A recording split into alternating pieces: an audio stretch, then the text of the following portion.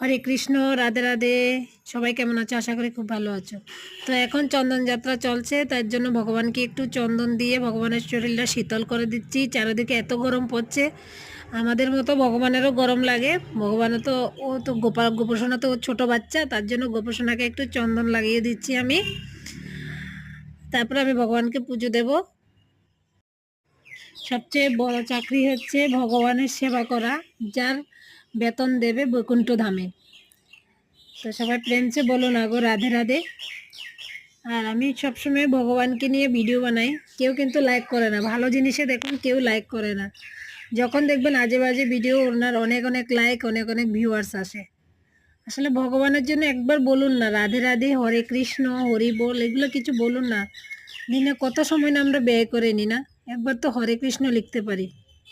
হরে Krishna, Radhe Radhe, Hari বল।